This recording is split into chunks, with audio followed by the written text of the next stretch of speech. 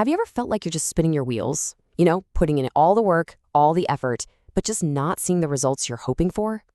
Well, we're about to dive into a really powerful idea that gets right to the heart of that frustration, that gap between what we do and what we get.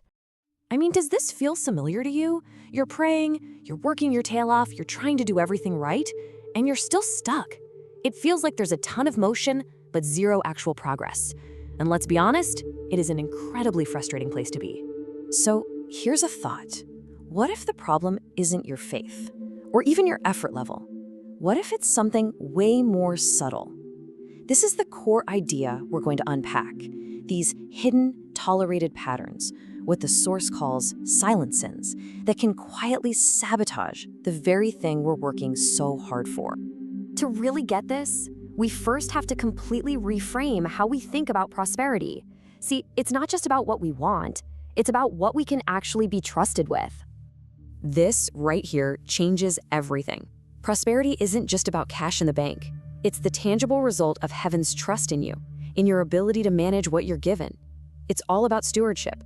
And that means increase isn't random. It's a direct response to your proven faithfulness. Wow, this makes it so clear, doesn't it? Prayer is absolutely crucial. It's how you declare your intent. But your daily patterns, your habits, that's what demonstrates your readiness. They're the real-world evidence that you can actually be trusted with more. Okay, so if our patterns are the proof, what specific patterns are blocking the flow? The source identifies 5 key areas that literally act like hidden leaks, draining the very provision we're trying to build.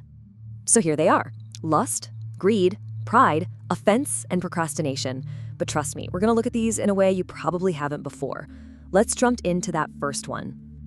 Now, this is where it gets really interesting because we're redefining lust. This is not just about a sexual issue, it's a fundamental issue of discipline. It's any area where your "I want it now" consistently overrules your wisdom.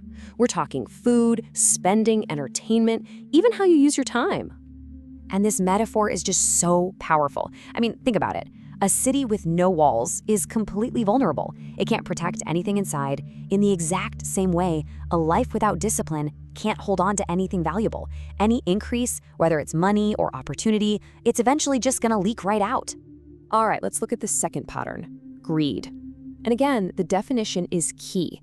This isn't about wanting a good life or wanting abundance. No, this is about an impatience with the process. It's that urge to skip the necessary steps of stewardship and jump right to the reward. You see, greed just completely ignores this principle. It wants the much without ever proving it can be faithful with the little. And what does that lead to? Shortcuts, bad debt, and really unwise decisions, because it blocks the wisdom that only comes from patiently going through the process. The third one, pride, is so subtle. It isn't always loud and arrogant. Sometimes it's that quiet self-reliance that just says, "Nah, I got this." It's refusing to ask for help, refusing to seek counsel, refusing to be corrected. It's basically a declaration of independence from any kind of guidance.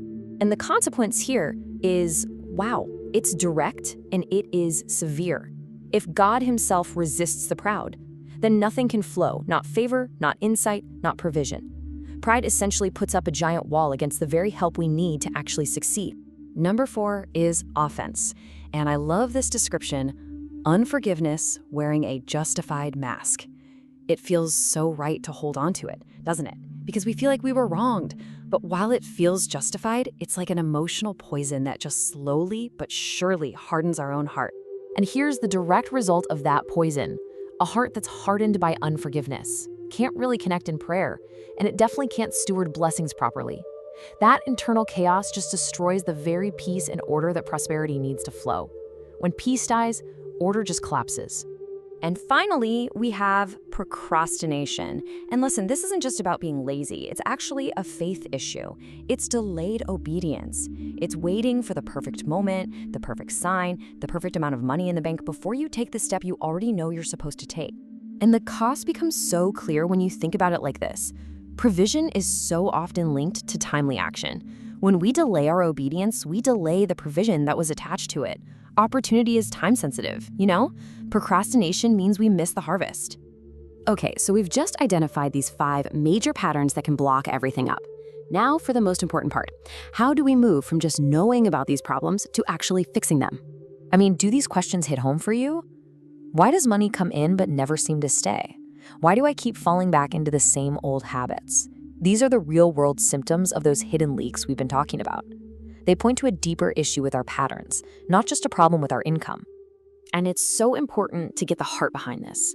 None of this is about condemnation or making you feel bad about yourself. Not at all. It's about bringing clarity. It's about finally getting an answer to those frustrating why questions. So the path forward from here is a really proactive one. It's about taking ownership of these patterns. It's about asking for the grace and strength to change. It's about intentionally deciding to close every leak, restore order, and build the discipline and peace that allows provision to flow in a way that truly establishes you. All right, let's bring this all home. We've seen how prosperity is really tied to trust and how that trust is demonstrated through our daily patterns, not just through our prayers. This right here is the ultimate takeaway. Your life's patterns are like pipes. If they're clean and aligned, provision can flow freely. But if they're clogged up with lust, greed, pride, offense, or procrastination, that flow is going to be restricted. The power to change the flow is right there, in your hands, by changing your patterns. So I'll leave you with this final question. After hearing all of this, what is that one subtle, tolerated pattern in your own life that if you changed it could unlock a whole new level of trust and a whole new level of provision? It's really something to think about.